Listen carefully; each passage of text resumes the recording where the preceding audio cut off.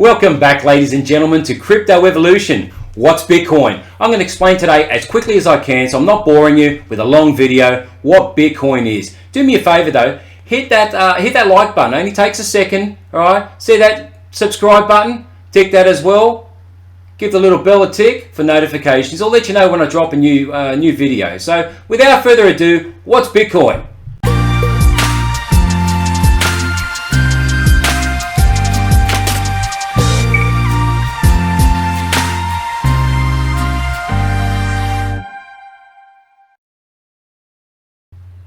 Bitcoin.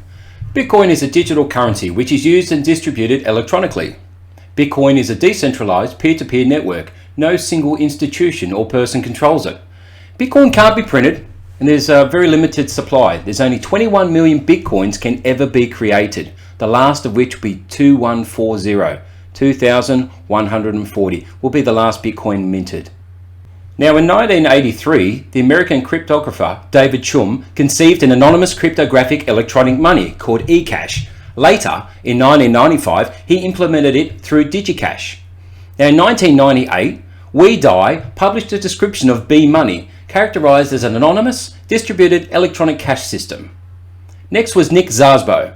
Now Nick Szabo is a computer engineer and legal scholar. He invented smart contracts and BitGold. Many believe was a precursor to Bitcoin. It also described proof of work. But what's proof of work? Now proof of work, or POW, is the original consensus algorithm in a blockchain network, and it's what Bitcoin uses. In Bitcoin, this algorithm is used to confirm transactions and produce new blocks to the chain. With proof of work, miners compete against each other to complete transactions on the network and get rewarded with newly minted Bitcoins. Bitcoin was first introduced as an open source software by an anonymous programmer or a group of programmers under the alias Satoshi Nakamoto. On the 31st of October in 2008, a link to a paper authorized by Satoshi Nakamoto titled Bitcoin, a peer-to-peer electronic cash system, was posted on a cryptography mailing list.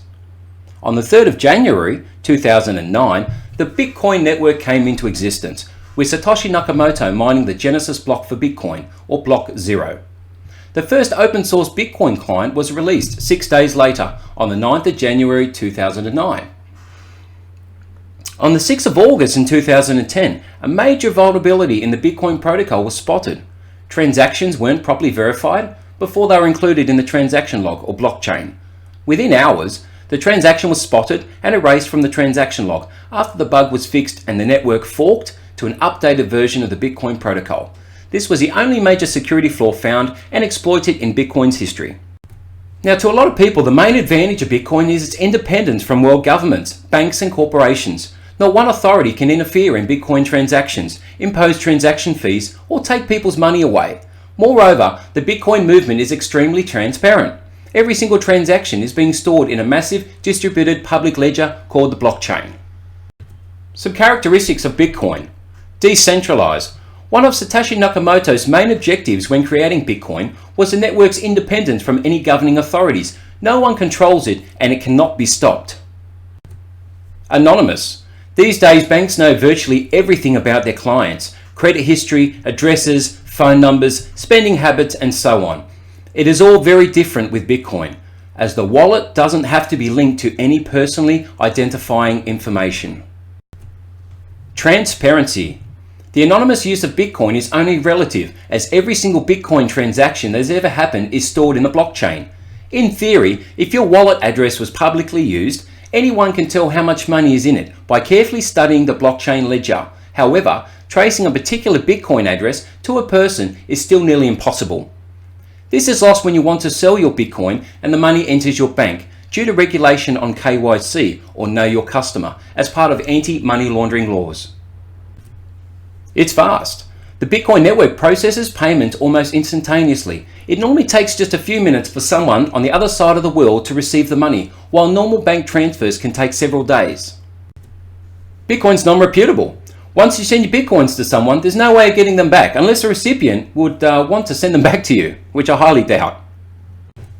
Bitcoins are created at a decreasing and predictable rate. The number of new Bitcoins created each year is automatically halved over time until Bitcoin issuance halts completely, with a total of 21 million Bitcoins in existence. At this point, Bitcoin miners will probably be supported just by numerous small transaction fees. Why do Bitcoins have value, you ask? Bitcoins have value because they are useful as a form of money. Bitcoin has the characteristics of money: its durability, portability, fungibility, scarcity, divisibility, and recognizability, based on the properties of mathematics rather than relying on physical properties like gold or silver, or a trust in central authorities like fiat currency or government-backed currencies. In short, Bitcoin is backed by mathematics. With these attributes, all that's required for a form of money to hold value is trust and adoption. In the case of Bitcoin, this can be measured by its growing base of users, merchants, and startups. I'll leave it at this, folks, and where Bitcoin's scarcity over time and its decentralization will be why Bitcoin will hold its value and ultimately be worth more in the future. You and I might take it for granted, making payments to people and having bank accounts. Bitcoin and crypto will play a massive role in banking the unbanked in the world. Africa, as an example, has a population of over 1.3 billion people, of which only 11% are actually banked. Imagine the unbanked person having access to a system through their phone, and they're able to conduct business when they couldn't before. That's why crypto will be so powerful and will hold and increase its value into the future.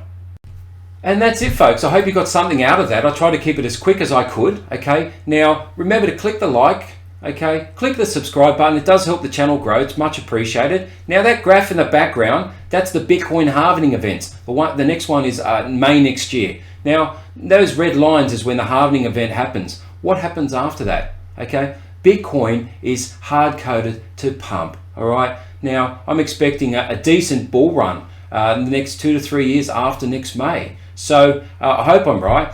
Now the reading list I have here is Mastering Bitcoin by Andreas Antonopoulos, probably the most influential person in the space. Okay, Saifedean is the Bitcoin Standard, another great book, and a more light-hearted book, Bitcoin Billionaires by Ben Mezrich. Okay, it's about the Winklevoss twins and their journey in Bitcoin. Okay, look, I've got an Amazon link in the description if you guys wanted to pick those books up. Very great read. Look, thanks again, guys. Have a fantastic day, and I'll see you on the next video.